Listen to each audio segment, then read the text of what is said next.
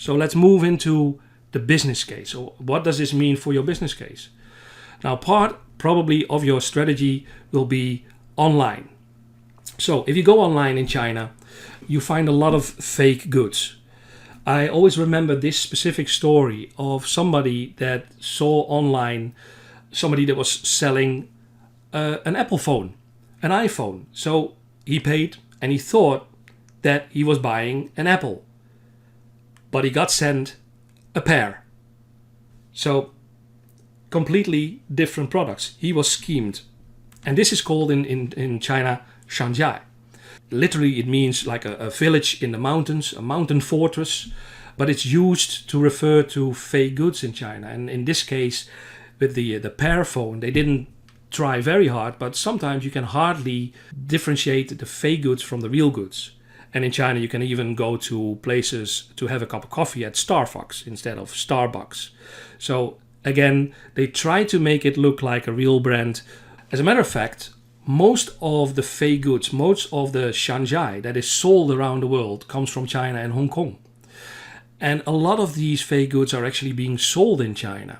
So sometimes people don't know that they're buying a fake product. Sometimes they know, but they just cannot afford the real product. So they prefer to buy something fake and make it seem like they have the real product, because then they can claim that status that I've talked about.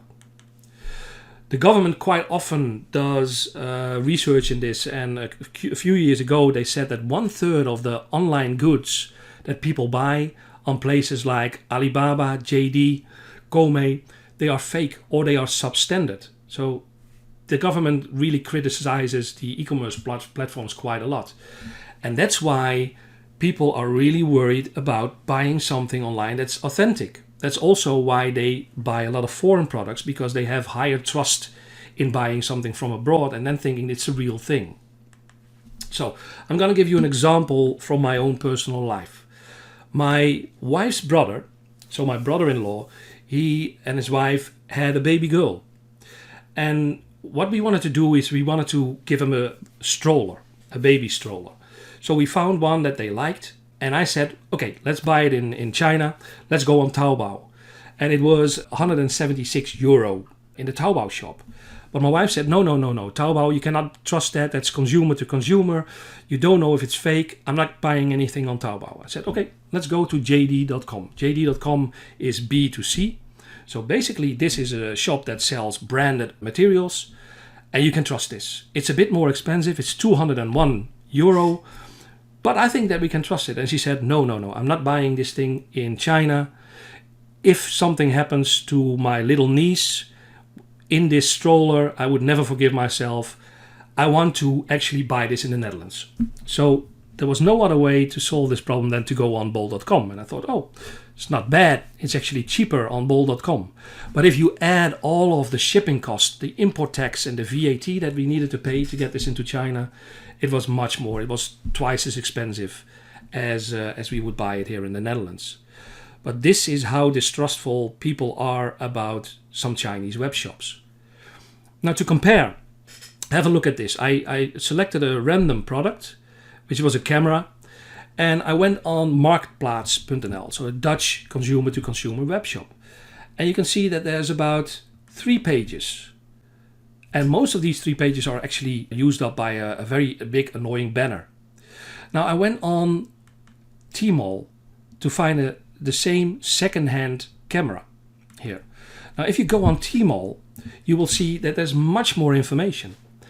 To trust this product, to trust the seller of this product, this person has to show that he's got the manual, he's got the original receipt for this. And he's given a lot more information about this product, because otherwise people simply do not trust it. So if you go through this, there's also a lot of information about cross-selling. So what other products could you buy with this? But there's 60 pages of content about the same product that only takes up 3 pages in the Netherlands. So if you put your product on a Chinese e-commerce platform, you need to give the consumers a lot of proof that this is real, that's the real thing. 60 pages, believe me. I won't scroll through them all now, but there's 60 pages there. Now you might remember that I told you that if you have a positive customer review on Taobao, you will get a heart. And if you get enough hearts, then you get diamonds, and eventually you get silver crowns and golden crowns, which show how many satisfied customers you have. But the big question is, if you're starting a Taobao shop, how do you get those first hearts? And 250 hearts in China is not a big deal, so you really want to have those crowns as proof that you're a reliable seller. And that's one of the reasons why a lot of e-commerce sellers in China are using a system called brushing. Now, what happens with brushing is the vendor gets into contact with so-called brushers, and these brushers place an order on the e-commerce platform. So the vendor then actually ships a box that's empty or has the same weight as the product, the normal product, to basically fool all of the other systems.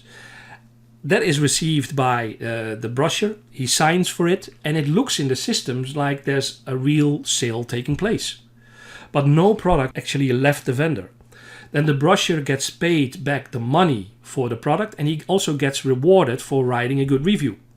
And according to all of the systems that the e-commerce platform uses, a real sale has taken place. Now, I know a guy that runs an e-commerce company, and even he said, I have to do this because you have to get those first couple of reviews. And I know it's not honest, but if I don't do this, I don't sell anything. Live streaming. We've talked about live streaming as well, and a lot of what you see in live streaming is fake. First of all, we talked about the live streamers that get donations, that get those virtual gifts, and the multi-channel networks that train those live streamers. They quite often actually make donations themselves, because if they start making donations, they see that other people are also starting to make donations because they want to keep up with the rest. What also happens if they are selling e-commerce goods through live streaming, that these multi-channel networks or people that are related to the live streamers actually place a lot of orders. And you can see that when you're following the live stream, that they are selling these products, but later on they are canceling that. It's just to make the live streamer look very successful and efficient. They add water, as they say, 加shuifen. So you have Clickfarms, where they basically fake likes and followers for social media accounts, but also for these different live streamers. Because, as I told you, if you want to hire a live streamer, the price you pay is very much depending on their popularity, on the number of likes that they have, and on the number of followers that they have. But a lot of those followers are actually faked by these Clickfarms. You can actually buy fake followers on Taobao, as you can see here on the left. But what we do see is that the government again is getting more active in stamping out this problem. They recently fined an app developer that was selling software that could generate fake views, and you see more and more new government regulation trying to clamp down on this kind of scam, basically what it is. So the same thing also happens with live streamers. There's new laws coming in that very clearly dictate what live streamers can and cannot do. And they will be punished if they get caught in trying to cheat their viewers and their buyers.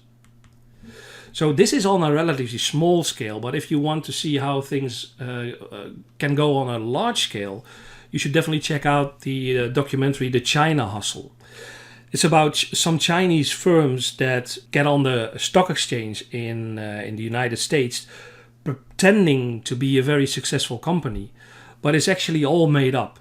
And that actually also happens in the internet space. So there's a company called Luckin Coffee that I showed you last week with one of those mini programs. And they, in 2019, made up $350 million in sales so they could get new investors to invest in their company. So this is happening on all kinds of different scales. So you need to be very careful with these kinds of things.